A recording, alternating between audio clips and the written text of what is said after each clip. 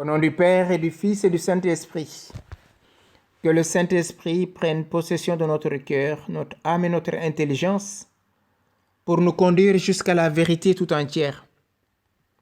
Aujourd'hui, dans l'Église catholique romaine et dans toute l'Église, nous fêtons la Mère de Dieu, Marie, Mère de Dieu. En ce 1er janvier, premier jour de l'an, Dieu, dans sa miséricorde et dans sa providence, nous a accordé de vivre ce premier jour de l'année avec Marie. Dans l'Église romaine, on célèbre le samedi la Vierge Marie. Et en ce premier samedi du mois, qui tombe le premier de l'an, la Providence nous donne cela. Donc ce soir, nous allons réfléchir ensemble sur Marie, Mère de Dieu. Pourquoi dit-on que la Vierge Marie est Mère de Dieu? Dieu, on sait très bien que personne ne l'a créé. Car comme nous l'entendons dans le prologue de Saint Jean, sans lui rien ne fut. Comment se fait-il que ce Dieu qui est ineffable, qui est omnipotent, omniscient, omniprésent, puisse être enfanté par une créature finie? Comment Marie, qui est une créature, peut-elle être la mère de Dieu? On dit que Marie est mère de Dieu. Et pourquoi? Parce que parfois, il faut trouver les raisons qui poussent à affirmer de telles choses. Oui, on dit que Marie est mère de Dieu parce qu'elle a enfanté Jésus. Mais qui est Jésus? Jésus-Christ est le Fils, l'unique engendré du Père. Jean chapitre 1, verset 18. Il est Dieu, vrai Dieu, né du vrai Dieu. Par la puissance de l'Esprit Saint, il a pris chair de la Vierge Marie. Il s'est fait homme. C'est ce que nous disons dans le credo de Nicée. Et même dans la nouvelle traduction française, on a ajouté consubstantiel au Père, de même substance que le Père. Le peuple chrétien a pris l'habitude d'appeler Marie Mère de Dieu. Ce titre n'est pas anodin, mais ce titre aussi pose question. Comment Dieu peut-il être engendré par une créature? Déjà, il y avait ce qu'on va appeler une querelle christologique. Il y aura le patriarche de Constantinople, Nestérius. Nestérius va dire quoi? Il va dire que Marie ne peut pas être la mère de Dieu. Je cite, « Je refuse de voir un Dieu formé dans le sein d'une femme. » Nestérius, c'est un prêtre. Il est patriarche de Constantinople. Et donc, il va être condamné comme hérétique, bien sûr, par le concile d'Éphèse en 431. Je reprends, il dit carrément, « Je refuse de voir un Dieu formé dans le sein d'une femme. » Pour Nestorius, Marie est la mère de l'homme Jésus, non du Verbe éternel. Comme s'il y avait en Jésus, Jésus homme, et le Verbe éternel quelque part.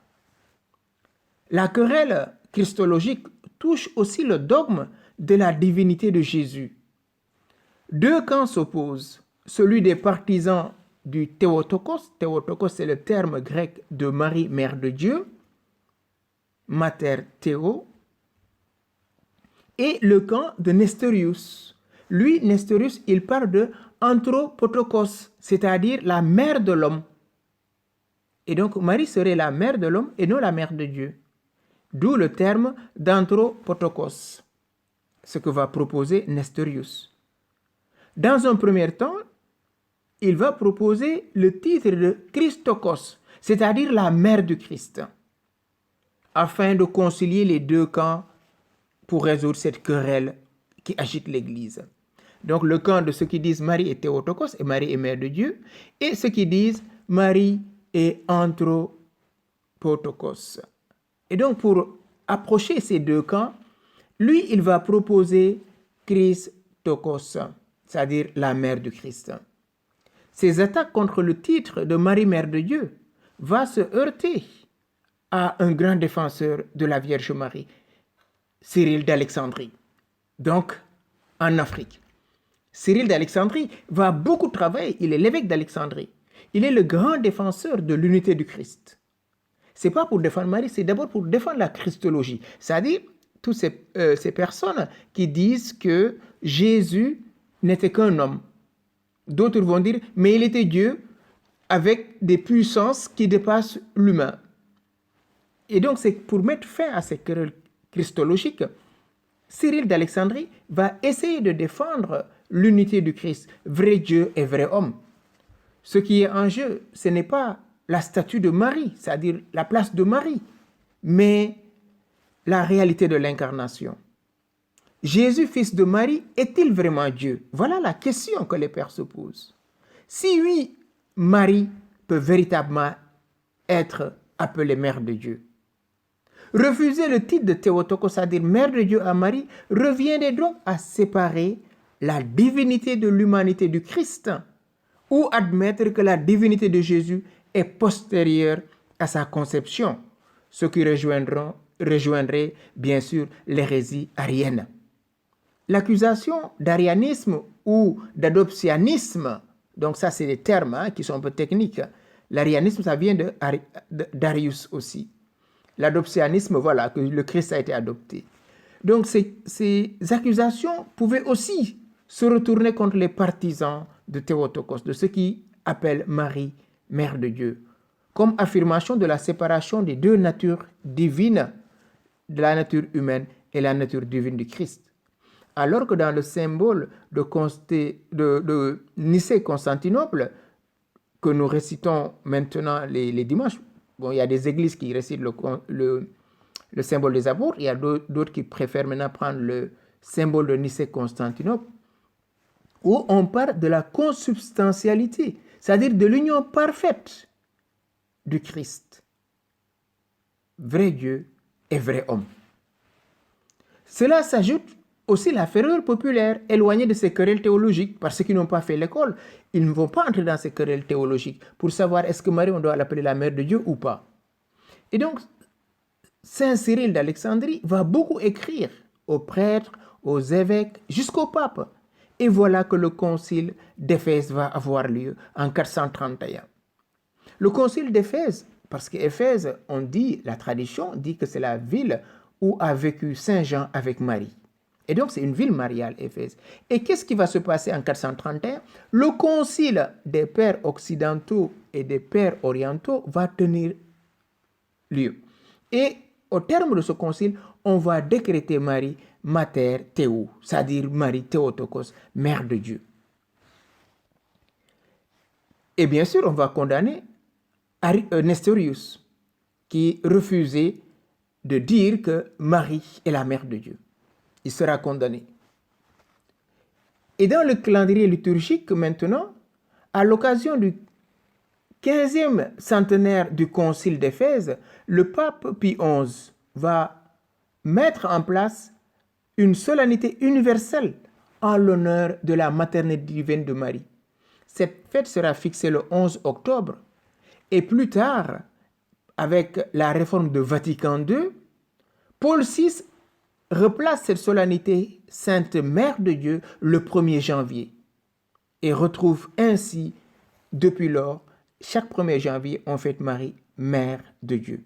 Cette fête qui était le 11 octobre est ramenée maintenant au premier jour de l'an. Retrouvant l'ancienne coutume de la liturgie de Rome, et ainsi se clôture l'octave de la naissance de notre Seigneur Jésus-Christ. Et cette octave se termine avec le 1er janvier où nous célébrons Marie, Mère de Dieu, et qui coïncide aussi avec la journée mondiale de la paix promue par le pape. Et dans cette querelle pour appeler Marie Mère de Dieu, pourquoi on l'appelle Mère de Dieu? Et pourquoi pas seulement Mère de Christ, Mère de Jésus? Mais pourquoi dire Marie est réellement Mère de Dieu? Il y a un grand évêque, l'évêque Athanase toujours, un Africain, Afrique du Nord, il va écrire une lettre à Épictète. Et dans cette lettre, il dit « En Marie, Dieu s'est vraiment fait homme ». Je vous cite quelques passages de cette très belle lettre. le Verbe a pris en charge la descendance d'Abraham. C'est pourquoi il devait se faire en tout point semblable à ses frères et prendre un corps pareil au nôtre. Aussi, Marie est-elle vraiment nécessaire pour qu'il prenne ce corps en elle et l'offre en notre faveur comme étant le sien. L'Écriture rappelle son enfantement et dit « Elle emmaillota son fils ». Le saint qui allaita l'enfant Jésus a été déclaré bienheureux. Et l'on a considéré qu'il est né d'elle comme pour l'offrande d'un sacrifice. À l'Annonciation, Gabriel avait dit à Marie en ces termes soigneusement choisis. Il n'a pas dit de façon banale « celui qui va naître en toi », pour ne pas faire croire que ça serait un corps extérieur introduit dehors. Il dit « celui qui va naître de toi », pour inviter à croire que celui qui allait naître sortirait d'elle. Jésus ne vient pas de l'extérieur, Jésus est à l'intérieur, Jésus est dans le sein de Marie. Tout cela s'est fait pour que le Verbe, parce que le Verbe est en Dieu. C'est ça que dit Jean. Au commencement était le Verbe, et le Verbe était auprès de Dieu, et le Verbe était Dieu. Ce Verbe, il est en Dieu, mais ce Verbe va prendre chair dans le sein de Marie. Dans certaines traductions bibliques, on parle de la parole. Au commencement était la parole, et la parole était auprès de Dieu, et la parole était Dieu. Mais cette parole va s'incarner dans le sein de Marie.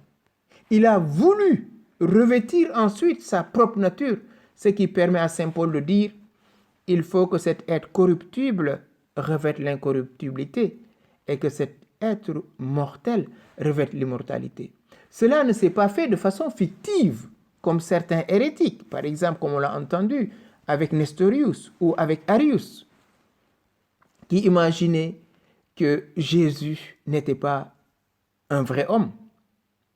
Et d'autres qui disaient, oui, il est homme, mais il n'est pas Dieu, pour séparer la divinité et l'humanité du Christ.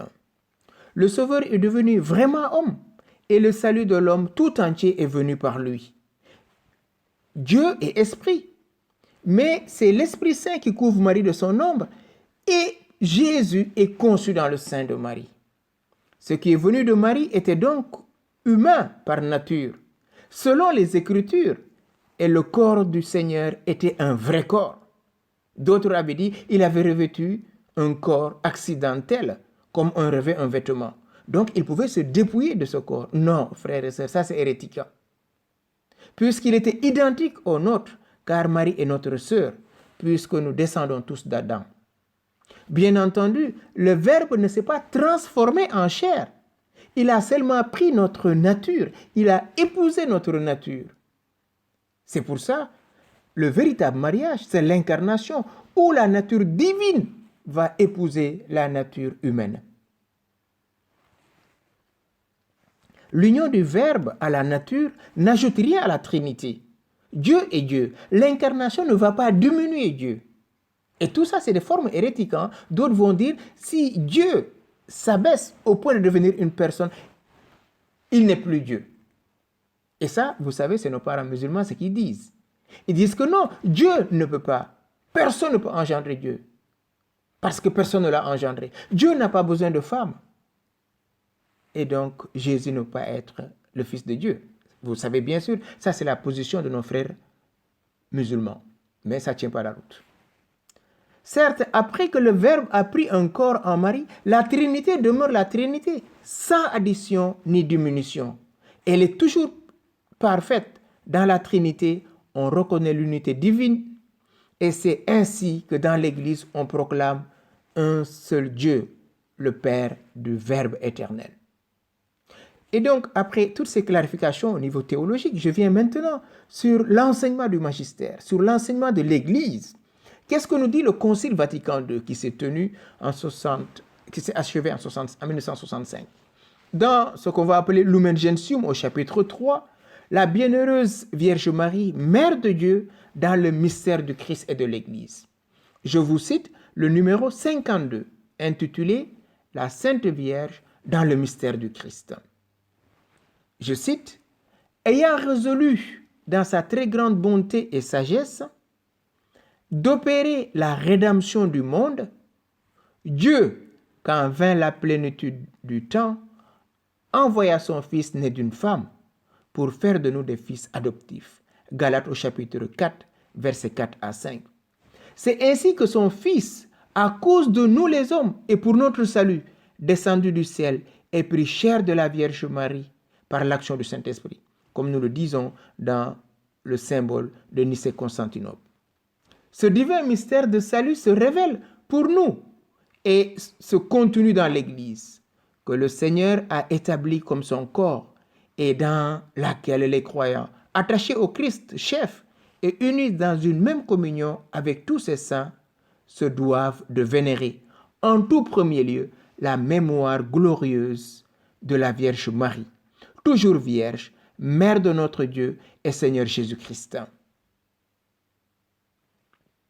Le numéro 53, toujours de Lumen Gentium. La Vierge Marie, en effet, qui, lors de l'annonciation angélique, reçut le Verbe de Dieu, à la fois dans son cœur et dans son corps, et présenta au monde la vie, est reconnue et honorée comme la véritable Mère de Dieu et du Rédempteur. Rachetée de façon éminente en considération des mérites de son Fils, unie à lui par un lien étroit et indissoluble, elle reçoit cette immense charge et dignité d'être la mère du Fils de Dieu et par conséquent la fille de prédilection du Père et le sanctuaire du Saint-Esprit, don exceptionnel de grâce qui la met bien loin, au-dessus de toutes les créatures dans le ciel et sur la terre. Voilà ce que dit le numéro 53 de Lumen Gentium, qui est très beau. Et donc Marie reçoit une grâce particulière. Marie a eu une grâce. Dieu a jeté sur la bassesse de sa servante son regard, comme elle dira plus tard dans le Magnificat. Le Seigneur fit pour moi des merveilles, saint est son nom. Pourquoi? Parce que Dieu a baissé ses regards sur Marie. Et Marie va enfanter le meilleur des fils, Jésus, le sauveur de tous les hommes. Et donc Marie bénéficie par anticipation de la grâce de la croix de Christ, alors qu'il n'est pas encore né. Et pour nous, c'est difficile. Mathématiquement ou chronologiquement, c'est difficile. Mais Dieu est atemporel. Dieu est aujourd'hui. Je poursuis. Mais elle se trouve aussi réunie, Marie se trouve aussi réunie comme descendante d'Adam à l'ensemble de l'humanité qui a besoin de salut. Bien mieux, elle est vraiment mère des membres du Christ, ayant coopéré par sa charité à la naissance de l'Église, à la naissance des fidèles qui sont les membres du corps du Christ, dont le Christ est la tête. C'est pourquoi encore, elle est saluée comme un membre suréminent et absolument unique de l'Église, modèle et exemplaire admirable pour celle dans la foi et dans la charité. Et donc, par cette grâce d'éminence, par ce choix, par cette élection du Père, Marie bénéficie d'une position particulière, d'être la mère de Dieu. D'être la mère de Dieu. Et maintenant, dans le catéchisme de l'Église catholique, au numéro 964, le rôle de Marie envers l'Église est inséparable de son union au Christ. Elle en découle directement. Cette union de Marie avec son Fils dans l'œuvre du salut est manifestée dès l'heure de la conception virginale du Christ jusqu'à sa mort. Lumen Gentium numéro 57. Elle est particulièrement manifeste à l'heure de sa passion. Je cite, « La bienheureuse Vierge avança dans son pèlerinage de foi, gardant fidèlement l'union avec son Fils jusqu'à la croix, où non sans un destin divin, dans un dessein divin, elle était debout, souffrant cruellement avec son Fils unique, associée d'un cœur maternel à son sacrifice, donnant à l'immolation de la victime née de sa chair le consentement de son amour, pour être enfin, par le même Christ Jésus, mourant sur la croix, donné comme sa mère aux disciples par ces mots, « Femme, voici ton Fils ». Et donc, la maternité divine de Marie est aussi une maternité pour nous. Comme Marie a engendré le Christ, qui est tête et époux de l'Église. Ainsi, Marie va engendrer les corps, les membres du corps que nous formons nous tous. Nous sommes les membres du corps. Si Marie a enfanté la tête, pourquoi n'enfanterait-elle pas les membres? Et donc, Marie est véritablement la mère de Dieu, parce que Jésus est vrai Dieu et vrai homme. Et Marie va engendrer chacun d'entre nous à la vie divine, comme dit Paul aux Galates, jusqu'à ce que le Christ soit formé en chacun de nous. Et voilà la maternité divine de Marie. Et maintenant, pourquoi ce jour dédié à Marie, le 1er janvier, on fête la journée mondiale de la paix? Parce que Marie a engendré le prince de la paix, Jésus-Christ, comme l'appelle Isaïe. Il sera appelé conseiller fort, Dieu éternel, Père à jamais, prince de la paix. Oui, l'insigne du pouvoir est sur son épaule, dira Isaïe. Et donc, Jésus étant le prince de la paix, Marie est mère de la paix. C'est pourquoi, en ce 1er janvier, on intercède, Marie intercède pour nous. On lui demande de porter notre humanité dans la paix. Cette paix qui est venue instaurer son Fils par son incarnation. Par son incarnation, Jésus est venu réconcilier Dieu avec les hommes. Jésus est venu instaurer la paix entre les hommes. Jésus est venu instaurer la paix dans le monde. C'est pour ça que Noël est marqué par ce grand mouvement de joie et de lumière et de paix. Voilà les 3 éléments qui résument Noël. Noël, c'est la joie d'une naissance. Noël, c'est la lumière, le verbe lumière véritable qui vient éclairer tout homme. Noël, c'est le mystère de la paix, Jésus-Christ qui vient réconcilier l'homme avec Dieu. Et cela par Marie. Depuis l'Annonciation, depuis le 8 de Marie, le salut est entré dans le monde. C'est pour ça Saint Bernard, en commentant ce passage de l'Annonciation de l'ange Gabriel à Marie, parle à la place du cosmos, à la place des anges, à la place des saints, à la place de l'humanité tout entière, en disant « Ô Immaculée, Adam et Ève sont là, ils te supplient, dis oui Immaculée, dis oui, pour que le messager divin puisse retourner et accomplir sa mission. » Bien sûr, Marie dira oui. Et toute la vie de Marie est un oui. Marie est mère de Dieu, réellement mère de Dieu. Et c'est un mystère. Dieu, personne ne l'a engendré, mais Dieu a accepté d'être engendré par une femme. Raison pour laquelle la femme est un mystère. Et la véritable femme, c'est Marie. C'est pour ça que Jésus appelle toujours sa mère femme. Isha, celle qui porte la vie, celle qui transmet la vie. Genèse au chapitre 4, Ève, quand elle va concevoir, elle va dire « J'ai acquis un fils de par Yahvé ». Si Ève, elle qui a acquis un fils par Yahvé, combien Marie pourrait-il dire cela? Parce que l'ange lui avait dit « L'enfant qui naîtra de toi sera appelé saint, l'être saint ». Jésus est saint parce qu'il est Dieu, fait chair en Marie. Et Marie Immaculée, raison pour laquelle elle peut être la mère de Dieu. Dieu a trouvé en elle une demeure digne pour son Fils, d'où le mystère de l'incarnation. Et donc, dire que Marie est mère de Dieu, c'est une vérité biblique, bien sûr, théologique, une vérité de foi. Nestorius avait été condamné et beaucoup d'autres hérétiques vont être condamnés parce que c'est une querelle christologique. D'autres diront que Jésus n'était pas véritablement Dieu, il était un super-homme. D'autres diront mais Jésus était véritablement Dieu, mais homme en apparence. Donc toutes ces querelles, c'est ce qu'on appelle les hérésies. Donc toutes ces personnes, Sabellius, Nestorius et Arius vont être condamnés, bien sûr, comme hérétiques.